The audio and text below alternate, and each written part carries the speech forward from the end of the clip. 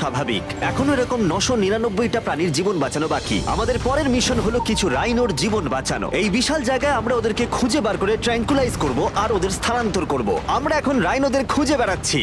ওদিকে চ্যান্ডলার রয়েছে আকাশে। আমি হেলিকপ্টারে করে চারিদিকে ঘুরে বেড়াচ্ছি।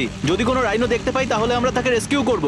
এখানে শক্তিশালী রাইনোরা দুর্বল রাইনোদের তাড়িয়ে দেয়, কিন্তু যেহেতু এই এলাকার চারপাশটা বেড়া দিয়ে ঘেরা আছে, তাই দুর্বল রাইনোরা এখান থেকে কোথাও যেতে পারে না, আর তার ফলে ওদেরকে মেরে ফেলা হয়। একদমই তাই। তাই প্রথমে আমরা ওদেরকে ঘুম পাড়াবো, আর তারপর ওদেরকে এমন একটা জায়গায় নিয়ে যাব যেটা ওদের নিজস্ব জায়গা হবে, যেখানে ওরা বেঁচে থাকার জন্য পর্যাপ্ত খাবার আর জল পাবে। তার ফলে ওরা শক্তিশালী হবে।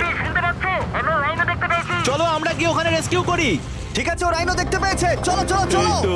আমার কাছে ট্র্যাঙ্কুলাইজার গান আছে। আমি এটা মেরে ওকে ঘুম পাড়িয়ে দেবো, যাতে আমরা ওকে সুরক্ষিতভাবে ধরতে পারি। আমরা পেরেছি। চ্যান্ডলার রাইনোকে হিট করেছে। চলো চলো।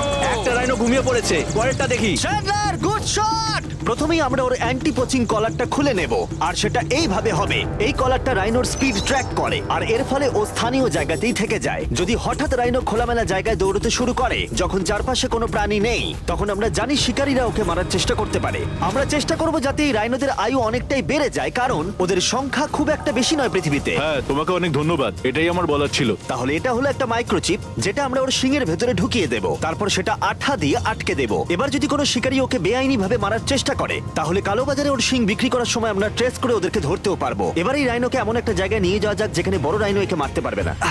আমি জানি এটা দেখে বড় অদ্ভুত লাগছে, কিন্তু এটা এই রাইনোর আয়ু অনেকটাই বাড়িয়ে দেবে। চলো ওকে ভেতরে ঢোকাও, এটা তোমার ভালোর জন্যই। ভিতরে ঢোকো। আমরা এমন একটা সুরক্ষিত জায়গায় এখন রয়েছি যেখানে এই রাইনোকে কেউ তাড়াবে না আর মেরেও দেবে না। ঠিক আছে, আমরা এখন থেকে ওকে হিপো বলে ডাকবো। হিপো? ও তো রাইনো। হ্যাঁ, কিন্তু ওর নাম হিপো।